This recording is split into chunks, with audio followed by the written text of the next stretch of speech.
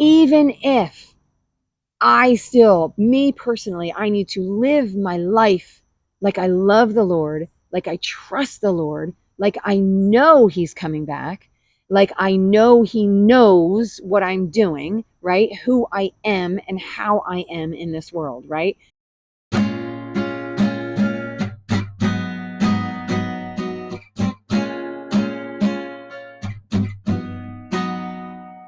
Hey, and welcome to Bible 365. I am your host, Kathy Carter, and I'm bringing the Bible to you 365 days.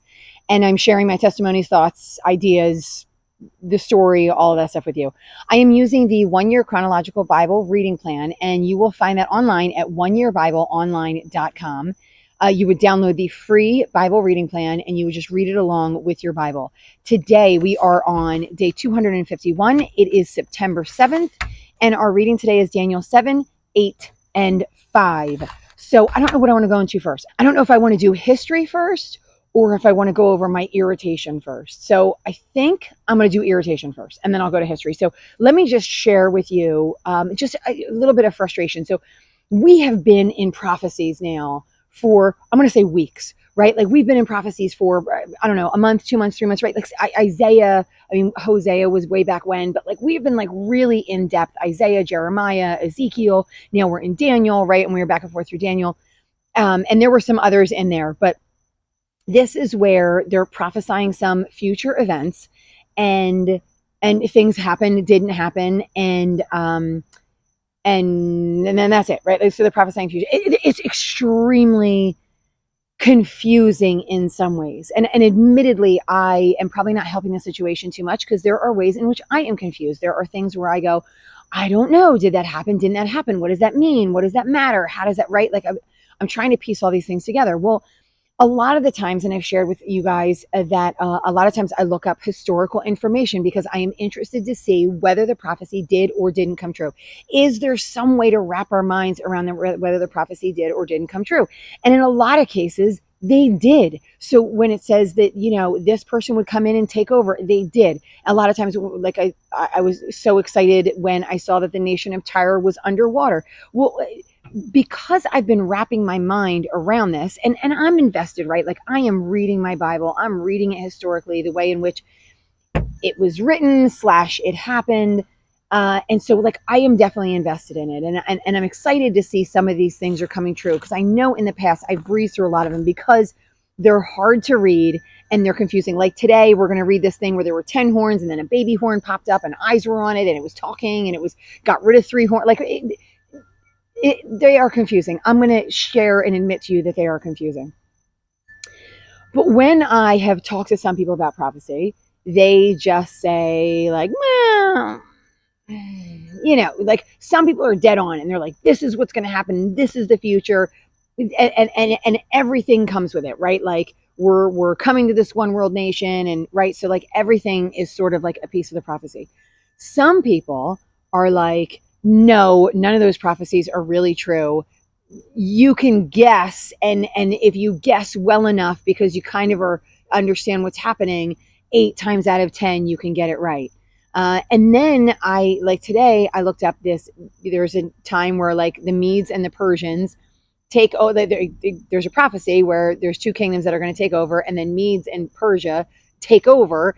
And when I look it up, it's one of the things that immediately popped up, because AI now pops up everything, and obviously they know I'm looking through like biblical and historical things.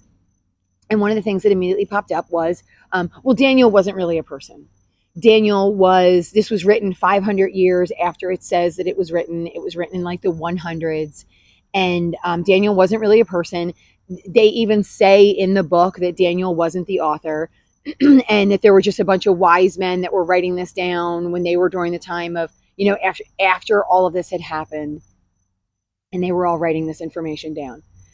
And it's mildly frustrating for me, because it's hard as somebody who is a follower of Christ, right? It's hard to find, I want to find the truth as much as I can. And when I watch, it's like when you go to the Olympics, right? Or when you're watching the Olympics, whatever it might be, because we just did that not that long ago.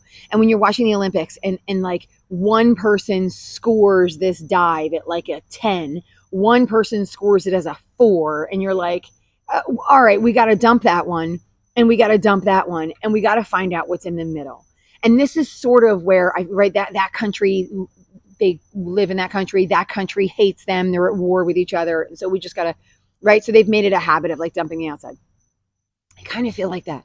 Like I feel like I have to ignore, and we, right? Like I challenge you in some ways as well, because I'm finding myself that I have to do this as well.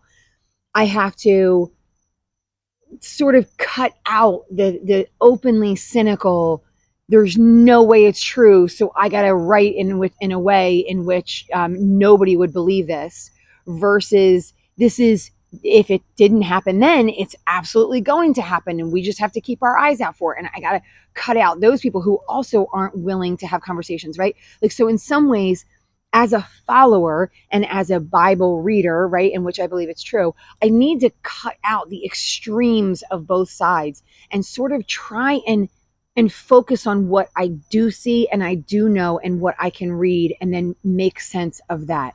And so I hope for my listener, if you were listening, and if this was a struggle for you, or even if it wasn't a struggle for you, even if you read it 100 times and you're like, oh, no, this definitely means that, you know, the end times are coming in 3030 AD, and right, like there are some who are like that, right? So even if you're that person, I pray that you guys open your minds to just allowing God to let in what he lets in. So, because maybe this was supposed to happen and didn't happen. Maybe it did happen. Maybe it's going to happen. Maybe there needs to be steps before it happens. Maybe it'll happen in your lifetime. Maybe it won't happen in your lifetime, right? So then this person that's reading this, that's sitting here like me, right? Like a me that's sitting here to try and make sense of it. How does it fit into the picture of who I know God to be? And then how that affects my faith, right? And then how then my faith will play out with the Lord. And so I'm praying that for myself, and I'm praying that for you guys as well, because I think if we hold on too tightly to one and we don't read, and then we hold on to, or if we hold on too tightly to the other side and choose to imagine that none of it is true, right? Then we put everything into this, we're already stacking we're stacking things against ourselves, and maybe losing a piece of what God wants us to have. So I went on and on about that. So I'm going to try to hold the visions down to a minimum. And I'm just going to give you a very quick history. That this is Daniel. So if your history, I'm giving you 1 minute. That's it. This is Daniel. Daniel lives in the nation of Babylon, because Babylon overtook the entire nation of Israel. Up until this point, we've seen some other prophets. Ezekiel was the prophet in the land of the exiles, but probably not living with Daniel, right? Daniel is in the kingdom with Nebuchadnezzar, and now I think Belshazzar is the next one. And Jeremiah was over in the nation of Jerusalem and then Egypt, and he was prophesying from there. We actually won't see him anymore. So there were prophets that were coming in, and what was their purpose, right? These were people that were a scattered people, a people that had been punished because they were not following the Lord, a people that would probably likely die in captivity because they weren't following the Lord. The wrath of the Lord was poured out on this generation. So what were they supposed to get from this? Right? What were they supposed to understand when Daniel was prophesying these things to these people, and then probably the people, the generation, and maybe the generation after, right? Because those would be the people who would probably have these books, these letters first. And then how does that fit with who we are finding God to be? So let's go to this first vision. It's just visions today. I'm going to try and make them succinct, but they're not really. And I'm going to try and kind of help through them a little bit, if at all possible. So this is the first year of Belshazzar, and this is the king of Babylon. And what I find historically is Belshazzar was a king, but it looks like he was a co-king. So like Nebuchadnezzar was the king, and then he was overtaken. And then it looked like there were a couple of kings with him, like a couple of the kings sort of. And Belshazzar was semi sort of one of them, right? So Belshazzar was the king, and then Daniel had a dream. So Daniel had this dream during the first year of Belshazzar. And he says, in my dream, a vision at night, I looked and there were four winds of heaven. So again, these are like these visual expressions that he's trying to put down on paper. And this is why I believe he was a real person. Like, why would anyone just throw out these random visions? They wouldn't make sense. So again, this is where I'm coming from, right? Like I'm coming from, it seems like it is a real person that is having real dreams, that is really expressing them so other people can try and understand what they're like, just like Ezekiel did, just like Isaiah did, just like Jeremiah did, right? And so, because they're trying to break through to these people, help these people understand, right? And so God is giving them this and he's saying, share this with the people. So here we go. So we have four winds of heaven and then four great beasts come out. And all these beasts are a little bit different. So one was like a lion with wings, but the wings were clipped. One was like he was a bear and then he kind of annihilated a whole bunch of people. One stood up on his legs. One was like a leopard. They were all told different things. And again, we could probably dig into these. I'm not doing any of that. And then it says one was different. This leopard one was given authority to rule. And then he says, and after that, this was the fourth one. And he says, in the fourth one, it says, my vision, I looked, this one was terrifying and frightening and powerful. It had large iron teeth. It was crushing everybody. So there were four like mega super beasts, but this fourth one was like really big and scary and terrifying. And he was like eating things. And then the things that he didn't eat, he was crushing with his feet. So he was like super powerful. And then it said it was different. It said he had horns. Okay. So this is the horns. While I was thinking about the horns, there before me was another horn, this little horn. And then it came up and then these three horns were uprooted because this horn came up. It had eyes like a human. It spoke. It was boasting, right? And then, so that's like those four beasts, right? And then there's this like other portion of the vision. There were thrones. And then he sees this Ancient of Days. We don't know what this Ancient of Days is. Is this the Lord? I don't know. He doesn't name this the Lord. So Ancient of Days, it's obviously something old, before time possibly, right? So it certainly could be the Lord. His clothing was white as snow. I think that's a good sign. Usually when we see light or white, that usually represents like an angel or a God figure or something like that. And his throne was flaming with fire and a river of fire was going through it, which reminds me of Daniel's other vision where that river was coming from the temple, right? And this is where all like the healthy fish were.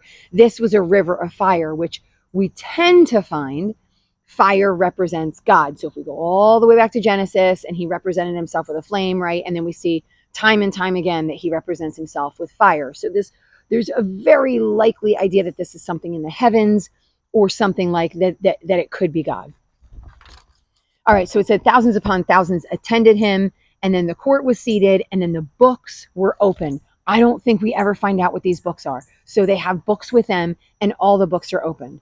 I don't know what they're doing with the books. I find that fascinating too. These are just like little just glimpses and images. And then he says, and there before me was one like a son of man. So we heard Ezekiel was one of this, the Lord kept calling him son of man. Right? So over and over and over again in all of his visions. And this was the only one that we saw in all of his visions. The Lord kept calling him son of man. Every time he reached out to an vision, he says son of man.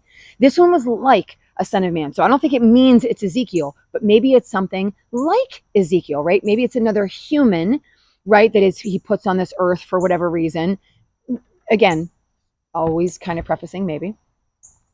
This son of man, he comes in on the clouds of heaven. So he's not necessarily coming from the earth.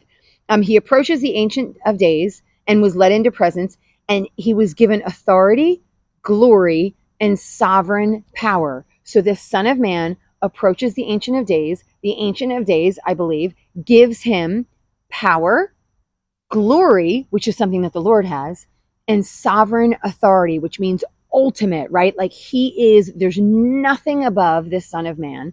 There's no other authority besides him. And so he's been given this ultimate authority. And then it says, and then all the nations and peoples of every language worshiped him.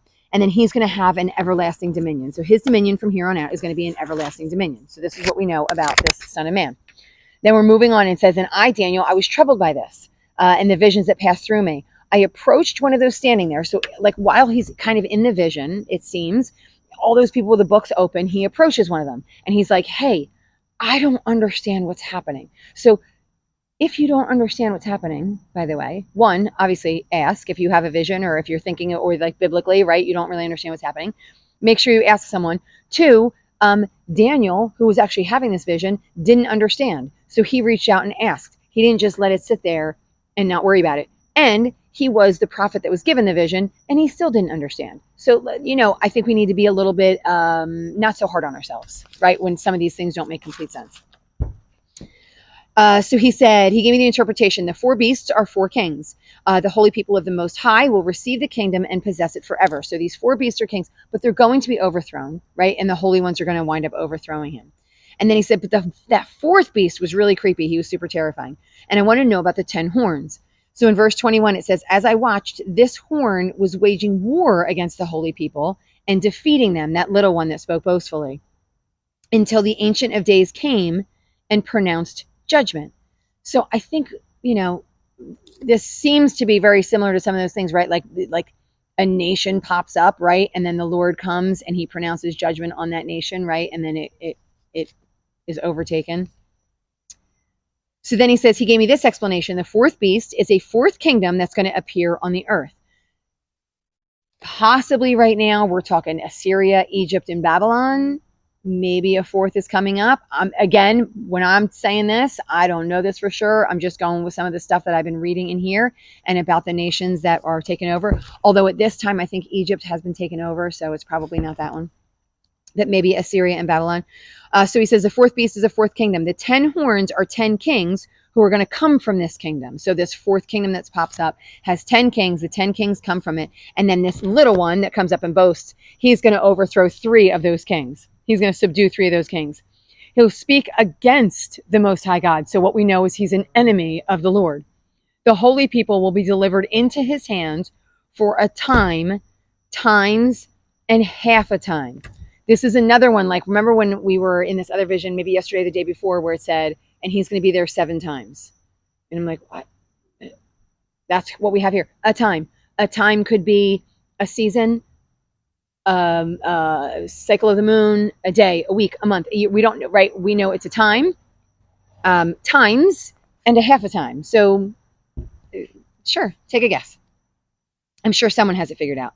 But the court will sit and his power will be taken away. Then the sovereignty, power, and greatness of all the kingdoms of under heaven will be handed under the holy people. So once again, this is like, these things are going to happen on earth. Some big things. So as I look now, and I have days, and I'm having one of these days where I keep going back to Ecclesiastes, and I'm like, it's all vanity. It's all vanity. It's all just it's a breath in the wind. I can't focus on that. I just have to love the Lord, and I have to follow the Lord. And so I feel like in some ways this is what it is. When I look around, it's a very volatile time in our nation, right? Because we're having this big election coming up. And so it's really volatile. People hate other people just for the person they may or may not think that someone is going to vote for. There are wars, and big ones, scary ones, happening in a few different parts in the world right now. And those are just the ones that we know about, right? Like, there might be small oppressions that we're not even super familiar with because we're just one nation in a land. And although we have social media, some places don't have social media. So we're not aware of everything that's going on. It's just a scary time. And if I wake up and if all I can focus on are those things, and I think to myself, why God, why God, why God? The beauty of it in some ways is there is hope. There is hope that the Lord is going to win in the end. And I may be on the earth, or I may not be on the earth at the time that happens, but I know that I am secure in him, which is the peace that I need in order sometimes to get through the day, because sometimes it just gets overwhelming. And if you're a little bit empathetic, which some days I am and some days I'm not, it weighs really, really, really heavy. And I think, is this the time? Like, are we all going to be oppressed, right? Like, things are getting expensive. Things are getting scary. Is there going to be civil war, right? Like, all of these things, you can wake up and really focus on those things. But even if me personally, I need to live my life like I love the Lord, like I trust the Lord, Like I know he's coming back. Like I know he knows what I'm doing, right? Who I am and how I am in this world, right? And I'm saying that because I think that this vision is trying to make it clear for the people, right? Like, yes, these kingdoms are going to come. They're going to all replace each other. There's going to be a lot of war. There's going to be a ton of oppression, but the Lord is going to win in the end. He's going to overwhelm these people, right? The holy people of the Most High, his kingdom will be an everlasting kingdom. Something is coming. He promises you something is coming. I don't know the timing, but something is coming and you will sit in peace with the Lord. He said, and this is the end of the matter. I, Daniel, was deeply troubled by my thoughts, and my face turned pale, but I kept the matter to myself. Then he has this other vision. So in Daniel 8, it's in the third year of Belshazzar's reign, and then he sees this goat, right? So he sees in my vision, I see myself, Daniel, in the citadel of Susa in the province of Elam, and in the vision, I'm beside this canal. I look up, and there's a ram with two horns. One horn is bigger than the other, and he's battling everything, and he's winning. Right? He did it as he pleased, and he became great. And then this goat comes with this giant horn, and this goat comes in, and he wins against that ram that has the two horns, right? So he charges it in great rage, and he shatters its two horns. And then the goat becomes very great, but then the large horn breaks off. Do you see, like, things come, they grow, they break, they fall, something comes in, it grows, it takes over the thing that was there before. Do you see this pattern? And I think as we see, this is a pattern of life, right? So don't fear, because this is a pattern of life. Although I know we want to live in peace and contentment. I totally get you. So do I. So out of one of them comes another horn, which started small, but then it grew, right? And then it reaches to the south, to the east, and toward the beautiful land. I'm going to make an assumption that it's Jerusalem, but I don't know for sure. And then it even threw out some of the starry host. It got so strong, it was taking some stuff out of the heavens, right? Trampled down on them. It prospered in everything it did.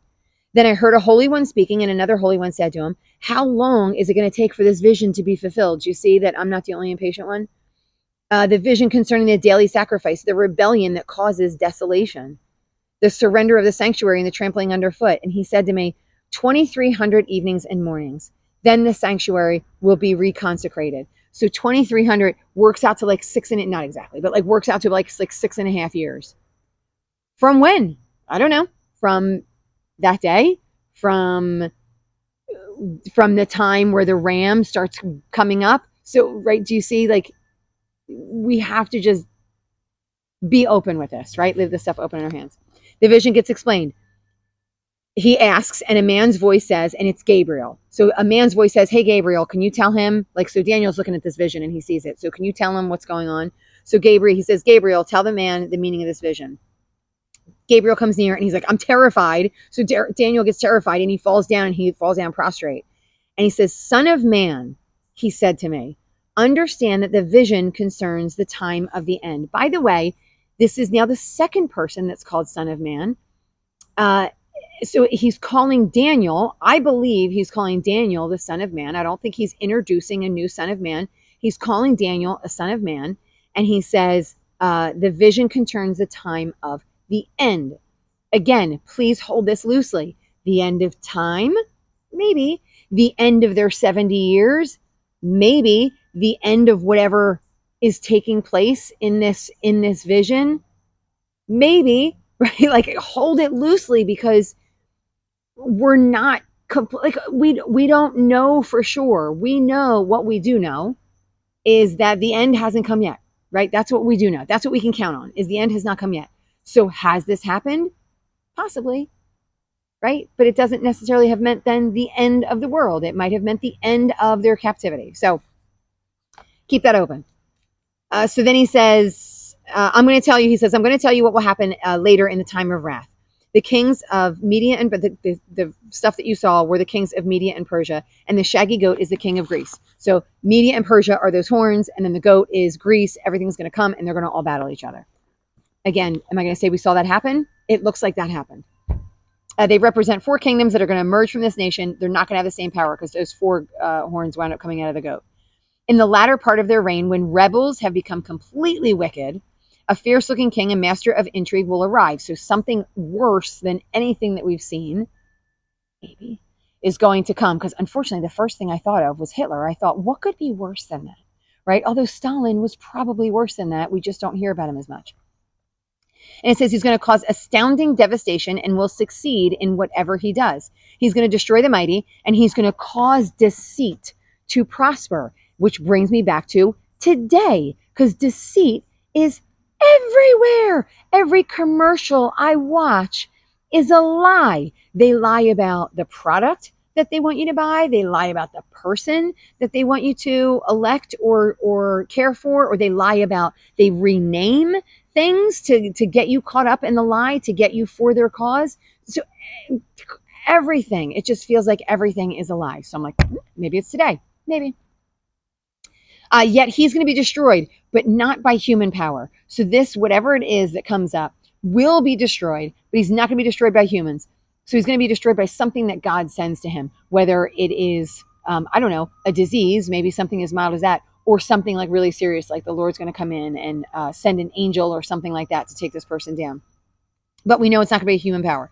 So in verse 26, it says, the vision of the evenings and mornings that has been given to you is true, but seal it up because it concerns the distant future. So he says to Daniel, like, I don't want you to give this right now. I want you to close it up, keep it quiet until later, because it's not for now. It is not for this time. It's for the future. Now, is that our future, or is it just his future? Again, I don't want to say I don't know too many times. Sorry, there's this siren. I apologize. I know you can hear that through the mic.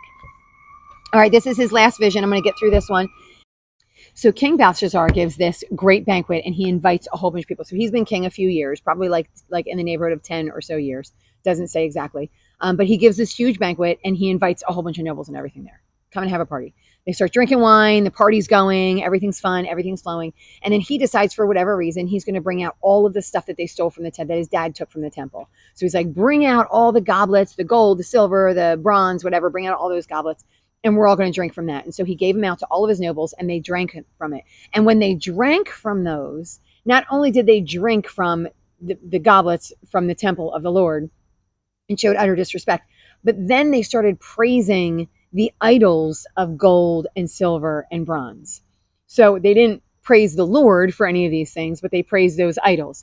And so when they did, now this vision appears. Again, this is like a funky vision, but I think to myself, so many people I know will tell you about all these ghosts that come out, but then they would tell you that this vision is ridiculous and then it never happened. So again, keep your mind open about this, right? This hand appears, it starts writing on the wall. He freaks out. Obviously, it would be terrifying, right? So he's terrified. Everybody with him is terrified. And then they summon all like their magicians, enchanters, diviners, all that kind of stuff. And he's like, I need you guys to tell me what is happening here. And as usual, they can't tell him anything that's happening. And so it says, then the king summoned, or so whoever reads this writing and tells me is going to have gold or purple around their neck, and they're going to be the third highest in the kingdom, right? So he's giving them a place of honor. So, which reminds me of back in Genesis with Joseph, they did the same thing, right? The king of Egypt, Pharaoh of Egypt, was like, if you tell me this vision, I'm going to make you the highest in my land. Okay, so the same thing. So he's like, I will give you anything if you can tell me what this says and what the heck is going on. So finally, the queen comes out, and she was like, hey, when your dad was king, there was this guy, Daniel, and he was the head of all of your magicians, enchanters, diviners, and all of those things. And because he listened to the Lord Most High, and the Lord Most High gave him all of the visions and told him everything that was going on. So we made him head of that. So you should call him out. So that's what Belshazzar did. He called out Daniel, and he said, hey, what is this vision? So what does this say is really what he's asking. So he says, I've heard that the spirit of the gods is in you, and that you have insight, intelligence, and wisdom. And then he says, so I'm going to offer you this, to be the third in the kingdom. And Daniel's like, I don't need any of that. You can keep that stuff to yourself, which I feel like is a note for us. But so he says, your majesty, the most high God, gave your father Nebuchadnezzar sovereignty and greatness and glory and splendor. Because of the high position he gave him, all of the nations loved and feared him. So he's reminding him of his father, right? Nebuchadnezzar. So everyone knew how big Nebuchadnezzar's kingdom was. He says, but remember this vision, but there was a time where he got super arrogant. He thought everything was about him, and the Lord punished him, and he sent him out, and he made him crazy, right? Until he gave all honor to the Lord. And he's telling that, he's like, you remember that, right? Remember when all of that happened?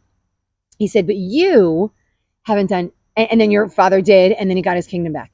You haven't done any of those things. You haven't honored the Lord. You haven't done anything. You've set yourself up against the Lord. So not only do you not honor him, but you're against him. So he says, you didn't honor the God who holds his hand in your life in all your ways. Therefore, he sent this hand. And this is what it says. The inscription says, Mene, Mene, Tekel, Parson. I'm sure it's not pronounced that way. You know how terrible I am. Here's what they mean. Mene means God has numbered the days of your reign and brought it to an end. Then it says, you have been weighed on the scales and found wanting. And then the last word says, your kingdom is divided and given to the Medes and the Persians. So you're going to die. You've been judged. And now your kingdom is going to be split and given to other people. Then at Belshazzar's command, Daniel was given all of that high regard, right? But that very night, Belshazzar was slain, and Darius the Mede took over the kingdom at the age of 62. That's how we end today. So it was a prophecy that immediately came true. And so, I don't know who did or didn't believe it, but this is what we have written in for us to understand that Daniel really did prophesy, and he really did interpret visions, and things were true. So that's how we end for today. And I hope this has been a blessing to you. I hope in any way, shape, if you have felt the same way as me, that maybe this was a little bit comforting, or maybe I even was able to help you understand these visions a little bit better, cement them in your mind a little bit more, or give you some peace in them. So if this was a blessing, I want you to like, share, and subscribe, and I want you to keep reading. I will see you guys next time.